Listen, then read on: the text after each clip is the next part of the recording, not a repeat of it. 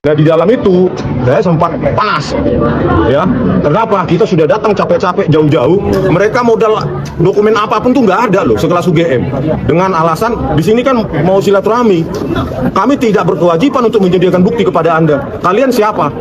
Abang sebagai alumni UGM berani membongkar kasus ijazah palsu Jokowi ini, Bang, dengan segala risikonya, Bang? Jelas lah sudah sampai sini, ya kan. Bahkan di kasus Jessica Wongso, saya tantang itu Tito Karnavian, Krisnamurti, Muhammad Nual-Azhar penipu. Betul. Ya. Betul.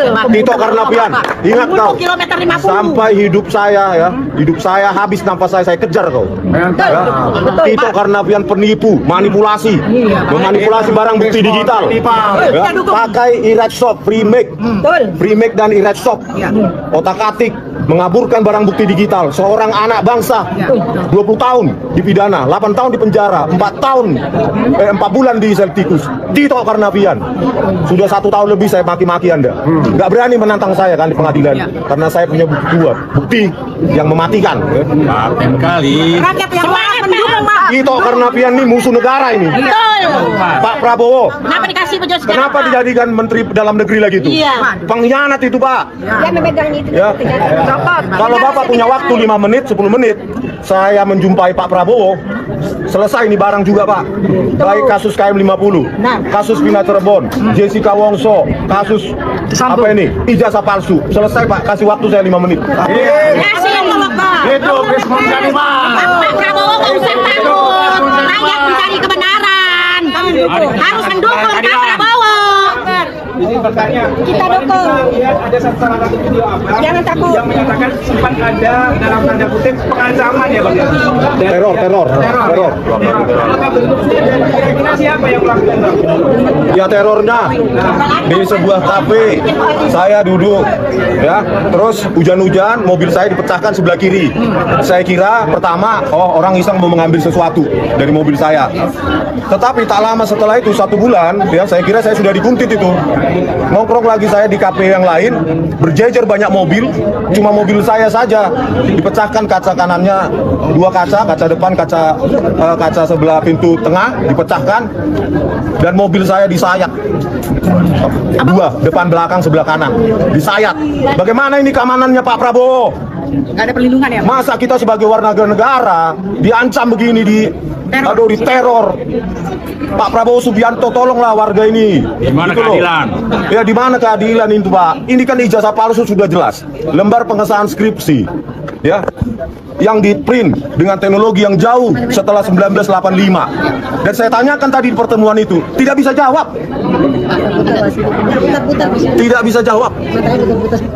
Pak, Bang, ini apa soal transparansi informasi publik? Jadi UGM itu gimana ini kalau memang kondisinya seperti ini, Pak? Ya seharusnya kan UGM terikat pada Undang-Undang Transparansi Informasi Publik. Harusnya. Kenapa? UGM itu dibayar oleh pajak rakyat. Ya, UGM bukan dimiliki oleh Bu Rektor of Emilia dan jajarannya. Harusnya UGM bertanggung jawab untuk membuka itu, ya, dokumen-dokumen yang dimiliki. Bukan justru menantang kita ketemu di pengadilan. Gitu katanya. Padahal kita mau baik-baik. Kalau memang ada 34 itu biar kita verifikasi juga. Kan sampai sekarang tidak ada, ya. Jadi tidak ada. Sepanjang belum ditunjukkan berarti artinya tidak ada. Oke? Tapi kalau UGM terus main ke pengadilan, Bung Rismon dan kawan siap? Siap dong, siap. Tantang Tito aja berani ya, Bang? Kemarin Pak Jokowi juga ada kuasa hukumnya. Dan beliau kemarin sempat menyampaikan akan melaporkan pihak-pihak yang mencoba mengulik soal ijazah palsu. Tanggapannya gimana Pak Rismon? Begini, saya analisa saya berdasarkan bukti yang saya pegang. Saya datang sendiri ke perpustakaan Kehutanan UGM, saya analisa fonnya, saya analisa cetakannya. Di mana saya bohongnya? Di mana saya berita bohongnya? Dia yang berita bohong mengatakan saya bohong. Justru pengacara itu yang mengatakan bohong, pencemaran nama baik itu. Ya, oke ya. Dari semua isi tuntutan Forum Purnawirawan TNI, tidak ada yang lebih menyentak publik selain satu hal, desakan agar Gibran Rakabuming Raka dicopot dari kursi wakil presiden. Bagi sebagian orang ini mungkin terdengar berlebihan, tapi bagi Tri Sutrisno dan kawan-kawan, ini adalah harga yang harus dibayar demi menyelamatkan Republik dari bahaya besar bernama politik dinasti. Tri Sutrisno menyatakan dengan jelas bahwa persoalan bukan pada sosok Prabowo. Ia tidak mempermasalahkan jalan Prabowo menjadi presiden. Tapi soal Gibran, itu cerita lain.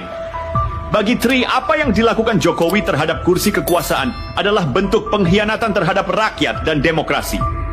Jokowi dianggap telah menyalahgunakan pengaruhnya untuk mendorong anaknya masuk ke dalam puncak kekuasaan. Bukan lewat prestasi, tapi lewat manipulasi aturan dan celah hukum. Masyarakat masih ingat bagaimana Mahkamah Konstitusi tiba-tiba mengubah syarat usia lewat keputusan yang menguntungkan Gibran. Dan betapa kebetulan Ketua MK saat itu adalah ipar Jokowi sendiri. Semua orang tahu ada konflik kepentingan, tapi sistem diam. Partai-partai diam. Lembaga-lembaga negara diam. Yang bersuara justru para jenderal tua ini, yang selama ini dianggap sudah pensiun dari panggung politik. Dan itulah yang membuat suara mereka justru makin keras. Karena mereka tak punya kepentingan kekuasaan. Mereka bicara karena mereka muak. Karena mereka pernah mengangkat sumpah untuk membela negara, bukan membela keluarga penguasa. Dan kini mereka melihat negara sedang dikunci oleh satu keluarga yang terlalu lama duduk di singgasana. Buat mereka Gibran bukan sekadar anak presiden, ia adalah simbol dari seluruh kerusakan sistem yang dibangun selama 1 dekade kekuasaan Jokowi. Sebuah sistem yang mengandalkan koneksi, bukan kompetensi. Yang mementingkan loyalitas keluarga, bukan kapasitas kepemimpinan. Yang menjadikan negara ini bukan milik rakyat, tapi milik segelintir nama yang kebetulan lahir dari rahim kekuasaan. Tri Sutrisno melihat semua ini sebagai bom waktu. Bukan hanya karena rakyat makin kehilangan kepercayaan, tapi karena sistem yang rusak ini akan diwariskan. Hari ini Gibran, besok bisa anak-anak elit lainnya. Kalau ini dibiarkan, maka republik ini bukan lagi negara demokrasi, tapi negara pewarisan jabatan. Dan di pusat semua kekacauan ini, nama Jokowi terus berdiri kokoh. Bukan sebagai pemimpin, tapi sebagai perancang. Ia bukan hanya gagal mencegah politik dinasti, ia justru dalang. Ia bukan korban sistem, tapi pembuat sistem itu sendiri. Di hadapan kenyataan ini, para purnawirawan memutuskan untuk tidak tinggal diam. Bukan karena mereka benci pada sosok tertentu, tapi karena mereka mencintai republik ini. Mereka tahu kalau Gibran tetap dipertahankan, maka sejarah akan mencatat bahwa negara ini pernah dibajak oleh ambisi seorang ayah untuk melihat anaknya berkuasa. Dan bagi mereka, itu adalah tragedi nasional. Subsidi terhadap BBM itu sudah sangat terlalu besar. Dari 170-an sekarang sudah 502 triliun rupiah. Negara manapun nggak akan kuat menyangga subsidi sebesar itu. Saya tidak menemukan angka itu ada di Undang-Undang APBN. Yang saya temukan adalah cuma 206,96 triliun.